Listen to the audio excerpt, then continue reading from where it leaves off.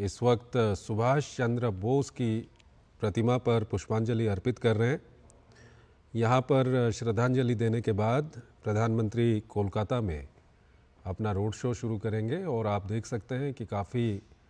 भीड़ वहाँ पर मौजूद है। प्रधानमंत्री सभी का अभिवादन वहाँ पर स्वीकार कर रहे हैं। ये नेताजी सुभाष चंद्र बोस की प्रतिमा है जिस पर पुष्पांजलि अर्पित करने के बाद प्रधानमंत्री कोलकाता में अपना रोड शो वहाँ पर शुरू कर रहे हैं और अब ये प्रधानमंत्री का रोड शो शुरू होने वाला है।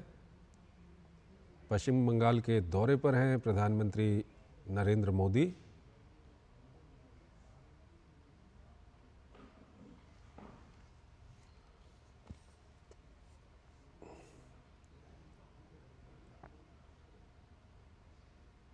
तो पश्चिम बंगाल में लोकसभा चुनावों की दृष्टि से काफ़ी महत्वपूर्ण प्रधानमंत्री का ये रोड शो है। सुभाष चंद्र बोस की प्रतिमा पर पुष्पांजलि अर्पित की है प्रधानमंत्री ने और यहाँ से ये रोड शो श्याम बाजार से शुरू होकर शिमला स्ट्रीट स्थित स्वामी विवेकानंद के आवास पर जाकर समाप्त होगा। और इस दौरान प्रधानमंत्री बाग बाजार स्थित मां शारदा के आवास पर भी जाएंगे। और फिलहाल ये रोड शो, आपको ये दृश्य हम दिखा रहे हैं पश्चिम बंगाल के कोलकाता से,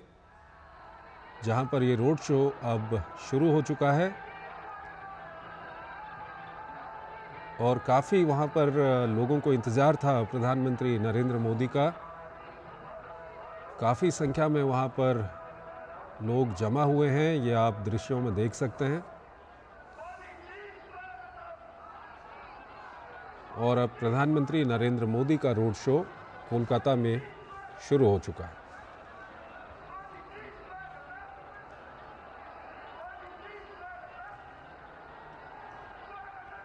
आपको बता दें कि इस रोड शो की जो थीम है वो बांग्लीर मोने मोदी रखा गया है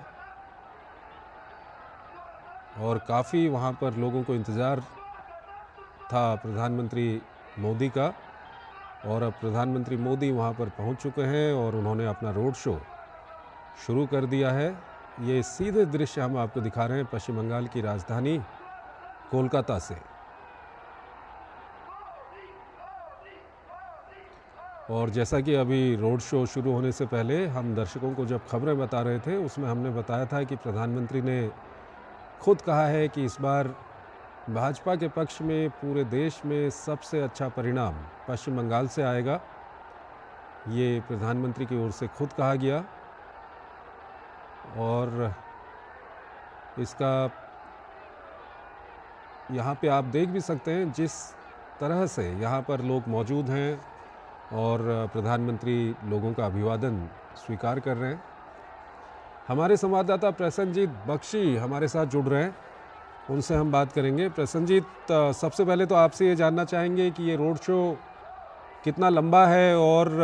किस तरह का इंतज़ार वहाँ पर लोगों के बीच देखा आपने प्रधानमंत्री को लेकर के? वो स्वामी विवेकानंद जी का घर है, वहाँ पे जो अभी रामकृष्ण मिशन ने नई तरीका से पूरा सजावट किया है, पूरे घर का बाहर का जो एरिया है वहाँ पे मंदिर बनाया। तो ये जो 2-2.5 किलोमीटर जिस तरह से भीड़ है उसे लगता है कि 1 घंटा तो लग ही जाएगा पूरे। ठीक है, हमारे संवाददाता प्रसन्नजीत बता रहे हैं कि करीब 2-2.5 किलोमीटर का ये रास्ता है जिस पर प्रधानमंत्री मोदी वहाँ पर रोड शो कर रहे हैं और भारी संख्या में वहाँ पर भीड़ जुटी हुई है प्रधानमंत्री का स्वागत करने के लिए और प्रधानमंत्री भी हाथ हिलाकर लोगों का अभिवादन स्वीकार कर रहे हैं। हमारे संवाददाता विनोद मिश्रा हमारे साथ जुड़ गए हैं। विनोद जी, प्रधानमंत्री ने जो इंटरव्यू दिया था उसमें प्रधानमंत्री ने ये कहा है कि इस बार पूरे देश की अगर हम बात करें तो पश्चिम बंगाल का जो नतीजा है वो बीजेपी के पक्ष में सबसे अच्छा नतीजा पश्चिम बंगाल से आने वाला है। और यहाँ पर भी हम देख रहे हैं कि काफ़ी लोग वहाँ पर जमा हैं, प्रधानमंत्री भी कोलकाता में रोड शो कर रहे हैं, क्या कुछ कहेंगे? जोशी जी, आपने बिल्कुल सही कहा और अभी हमारे जो संवाददाता प्रसन्नजीत जी बता रहे थे, मैं उसी को थोड़ा सा आगे बढ़ाता हूँ कि देखिए ये इस बार का ये जो रोड शो है नॉर्थ कलकत्ता का, ये इसलिए भी इम्पोर्टेंट है कि लास्ट फेज के इलेक्शन में जो पिछली बार 2019 में बीजेपी की कोई भी एक सीट नहीं हो पाई थी, तो ये एक बीजेपी के लिए चैलेंज था कि लास्ट फेज के इलेक्शन में पश्चिम बंगाल का जो ये कोलकाता सेंट्रिक है, उन सारे सेंट्रिक एक जगह पे बीजेपी अपना एक तरह से आप कहें कि वो पूरा का पूरा अपनी ताकत लगाए हुई। और प्राइम मिनिस्टर के मोदी का अगर इधर आप रोड शो देख रहे हैं नॉर्थ कलकत्ता में, तो साउथ कलकत्ता में ममता बनर्जी भी साथ साथ उनका भी रोड शो और उनकी भी रैलियां सब चल रही है। लेकिन जब आपका सवाल है, जब पीएम ने कहा है कि कलकत्ता पश्चिम बंगाल जो है वो बेस्ट परफॉर्मर स्टेट होगा बीजेपी के लिए, तो ये बात कहते हुए उनके बात पे कितना इस बात का दम आप इस बात से समझ सकते हैं कि जो कलकत्ता में जब बीजेपी इतने दिन के संघर्ष के बाद भी कलकत्ता में अपना एक इस तरह का आधार नहीं बना पाया था, और आज के जो कलकत्ता आप देखते हैं तो उसमें आपको लगता है कि एक जन सैलाब सा कलकत्ता के इस 2-2.5 किलोमीटर में उमड़ पड़ा है। और ये जब जन सैलाब आप देखते हैं, लोगों की भीड़ देखते हैं, और लोगों की जो उत्सुकता देखते हैं, और प्राइम मिनिस्टर को देखने के लिए जो ललक देखते हैं अपने अपने मोबाइल फोन में, उस लम्हे को कैद करने की जो लोगों में एक ललक देखते हैं, तो आप कह सकते हैं कि ये जो नॉर्थ कलकत्ता की जिस रोड से पीएम मोदी अभी गुजर रहे हैं, ये एक सामाजिक क्रांति का एक इलाका माना जाता है। ये भारत के जो राजधानी आप कहते हैं कलकत्ता ब्रिटिश काल में कभी रही है का वो गौरव मिला है कलकत्ता को, तो आप ये कह सकते हैं कि सामाजिक परिवर्तन का सेंटर भी कलकत्ता का यही इलाका रहा है। इसी इलाके में आप कह सकते हैं कि नेताजी सुभाष चंद्र बोस से लेके, और आप अगर बात करेंगे तो रामकृष्ण परमहंस की जो अभी आप शारदा माँ के मंदिर में घर पे आपने देखा पीएम मोदी का श्रद्धांजलि सुमन रखते हुए, तो ये आप कह सकते हैं एक कल्चरल सेंटर है पूरे कलकत्ता का। आप कह सकते हैं कि रिफॉर्म्स को लेके भी अगर ये नॉर्थ बंगाल को आप कहें कि ये देश के लिए अग्रणी भूमिका रही है, तो शायद अतिशयोक्ति नहीं होगी। और इस बार जब आप नॉर्थ कलकत्ता में देख रहे हैं कि इस तरह की लोगों की भीड़ और लोगों की ये ललक, तो आप कह सकते हैं कि प्राइम मिनिस्टर मोदी ने जो कहा है कि पश्चिम बंगाल इस बार इनका बेस्ट परफॉर्मर स्टेट होने वाला है, तो शायद कुछ गलत नहीं कहा है। जिस तरह का पश्चिम बंगाल में पीएम ने एग्रेसिवली कैंपेन किया है, जिस तरह से पीएम मोदी ने जो एग्रेसिवली रैलियां किया है, लोगों के एकदम एक इलाके में पहुंचे हैं और अपने सरकार के जो 10 साल का उनका अपना ट्रैक रिकॉर्ड रहा है उसको लोगों के सामने में रखा है। और इसके बाद जो ममता टीएमसी और सीपीएम और कांग्रेस के रीजन का उन्होंने लोगों के बीच में वो तस्वीरें रखी है, जैसा कि आज भी आप अपने ही बुलेटिन में बता रहे थे कि पीएम आज भी बता रहे थे इस चीज का कि ये कोई अलग नहीं है, ये सारे एक ही है। अगर आप टीएमसी को वोट दो, कांग्रेस को वोट दो, सीपीएम को वोट दो, तो ये एक ही दुकान है, एक ही सेंटर है जहां पे ये वोट पड़ने हैं। तो वो एक तरह से ये बताने की कोशिश कर रहे हैं कलकत्ता में, खास करके पश्चिम बंगाल में, कि बीजेपी एक अलग पार्टी है जो लोकतंत्र की जो सही मायने में लोकतंत्र है उसकी जड़ें पश्चिम बंगाल में जो एक तरह से सीपीएम के दौर से उखड़ती गई थी, वायलेंस का दौर था, चाहे प्री पोल का इलेक्शन हो, पोस्ट पोल इलेक्शन हो, अब एक खून रक्त रंजित बंगाल हम लोग देखते रहे हैं। पंचायत के इलेक्शन में आपने देखा, एमएलए के इलेक्शन में देखा, और एमपी के इलेक्शन में अभी आपने 6 फेज के चुनाव के सब होते होते आपने देखा, हर जगह एक वायलेंस का नगारा रहता है। और इसके सामने में जो संदेश खाली का जो ये एपिसोड रहा है वो भी पूरे दुनिया को और खास करके भारत को, देश को शर्मसार किया है। तो ये 7वें फेज के दौर में जब पीएम मोदी की ये रैली देखते हैं, ये रोड शो आप देख रहे हैं, तो इसका मैसेज 7 फेज के जो चुनाव में जो होने 1 जून को होने वाला है, कमोबेश आपको ये बात मैं एकदम बिल्कुल श्योर कह रहा हूं कि इस बार का जो ये फेज का जो चुनाव है उसमें बीजेपी का जो कॉन्फिडेंस है, जो पीएम मोदी का कॉन्फिडेंस है, वो सचमुच ये भीड़ और लोगों की ये ललक दिखाती है। ठीक है विनोद जी, आप हमारे साथ बने रहिए। हमारे साथ हमारे संवाददाता विशाल वेरिस्टो हमारे साथ जुड़ गए हैं, वो जहां पर ये रोड शो चल रहा है वहीं पर वो मौजूद हैं। विशाल, किस तरह का उत्साह देख रहे हैं लोगों में आप? देखिए चंद्रशेखर, जब आप ग्राउंड जीरो से बात करते हैं तो आप एग्जैक्ट आपको पता होता है कि क्या सिचुएशन है। देख के सुनी सुनाई बातें करना और ग्राउंड से बोलना ये टोटली डिफरेंट हो जाता है। और ग्राउंड पे मैं जब से आया हूं मैं देख रहा हूं कि लोगों में जबरदस्त उत्साह है और बीजेपी बहुत कॉन्फिडेंट नजर आ रही है, क्योंकि लोगों से बातचीत में पता चल रहा है कि 10 साल का जो ममता बनर्जी का जो रूल रहा है उसको लेकर वो उनमें काफी नाराजगी है। और आज प्रधानमंत्री ने जिस तरह से बात की है, अभी उन्होंने बारासात में रैली की और रैली में उन्होंने ये बता दिया कि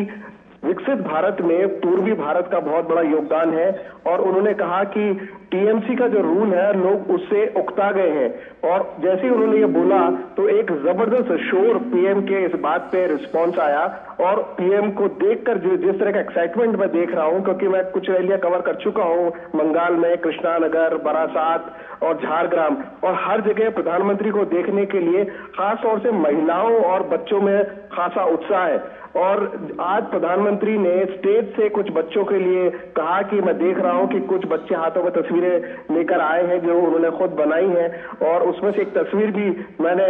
आगे फॉरवर्ड किया जो प्रधानमंत्री ने कहा कि भाई इनकी ये कलेक्ट कर लो। प्रधानमंत्री ने कहा आप इस पे एड्रेस लिख दीजिए, अपना फोन नंबर लिख दीजिए, मैं आपसे खुद बात करूंगा। तो जो इंस्टेंट कनेक्ट प्रधानमंत्री बनाते हैं लोगों के साथ, वो लोगों के दिलों को छू जाता है और यही आज देखने को मिला। और ये जो हुजूम देख रहे हैं आप कलकत्ता के रोड शो का, इसकी एक झलक हमने दिन में देखी थी जब प्रधानमंत्री ने बारासात की रैली ग्राउंड तक पहुंचते हुए दोनों तरफ लोग काफी बड़ी तादाद में उनको देखने के लिए मौजूद थे। तो बीजेपी का जो कॉन्फिडेंस है उसके पीछे प्रधानमंत्री की अपनी लोकप्रियता है और प्रधानमंत्री से जो अपेक्षा है बंगाल की वो जबरदस्त है और हमेशा नई ऊंचाइयों को वो छू रहा है। हमने देखा कि छठे चरण में 80% बंगाल में वो मतदान हुआ, 73% पांचवें चरण में हुआ और आखिरी चरण जो है इसमें बीजेपी ने प्रधानमंत्री के नेतृत्व में पूरी ताकत झोंक दी है। और प्रधानमंत्री ने कहा कि मुझे ताकत मिलती है आप लोगों के प्यार से और आप लोगों का जिस तरह से साइक्लोन के बावजूद आप लोग इतनी तादाद में मुझसे मिलने आए, मेरी बात सुनने आए, उससे मुझे जो एनर्जी मिलती है वो इसका पूरा बदला मैं चुकाऊंगा और बदला चुकाऊंगा बंगाल का विकास करके। चंद्रशेखर। विशाल, आप पश्चिम बंगाल में कई जगहों पर आप मौजूद रहे। आज प्रधानमंत्री ने एक साक्षात्कार के दौरान पीएम मोदी ने दावा किया है कि इस बार जो नतीजे आएंगे उसमें सबसे अच्छा नतीजा पूरे देश में पश्चिम बंगाल से आने वाला है बीजेपी के लिए। क्या कुछ देखा आपने ग्राउंड पर, क्या कुछ कहेंगे प्रधानमंत्री के इस दावे को लेकर के? चंद्रशेखर, जब चुनाव आते हैं तो हर नेता अपने हिसाब से दावे करता है, लेकिन ग्राउंड पे जब आप रिपोर्टिंग करने निकलते हैं और ऑफ कैमरा जब लोगों से बातचीत करते हैं तो आपको एक सेंस मिलता है कि किस तरह का माहौल वहां पर बन रहा है। अलग अलग तबके के लोगों से मैंने बातचीत की है और सबने इस एक अपेक्षा जताई है, एक चेंज चाहते हैं वो बंगाल के अंदर। और प्रधानमंत्री और बीजेपी इस बात को अच्छे से समझ चुके हैं। 42 सीटें बंगाल में है, 18 सीटें बीजेपी ने पिछले चुनाव में हासिल की थी जो उनका अब तक का सबसे अच्छा प्रदर्शन था। और अब बीजेपी इसको नेक्स्ट लेवल पे ले जाना चाहती है और बीजेपी चाह रही है कि बंगाल में ज्यादा से ज्यादा सीटें उसके खाते में आए। और जो कॉन्फिडेंस है प्राइम मिनिस्टर का वो इसी से रिफ्लेक्ट होता है कि लोगों को प्राइम मिनिस्टर से बहुत ज्यादा उम्मीदें हैं और लोग चाहते हैं कि बीजेपी यहाँ पर कुछ बदलाव लेकर आए। आज प्रधानमंत्री ने खुले दिल से ये बात कह दी कि मैं आपको बताना चाहता हूँ कि बंगाल जो है उसमें किसी चीज की कमी नहीं है। आजादी से पहले बंगाल पूरे देश को रोजगार देता था, लेकिन ओवर द इयर्स यहाँ से लोगों का पलायन हुआ, फैक्ट्रियां बंद हो गई, बंगाल के पास रोजगार नहीं है। और पहले लेफ्ट ने लूटा, पहले कांग्रेस ने लूटा, फिर लेफ्ट ने लूटा और अब तृणमूल कांग्रेस दोनों हाथों से लूट रही है। तो इसका भी हिसाब लिया जाएगा। और मैंने कहा था न खाऊंगा न खाने दूंगा, अब मैं आपसे कह रहा हूं कि जिन जिन ने खाया है उससे निकलवा के जिसका खाया है उसको मैं दूंगा। और इस बात पे एक जबरदस्त रिएक्शन मिला क्राउड की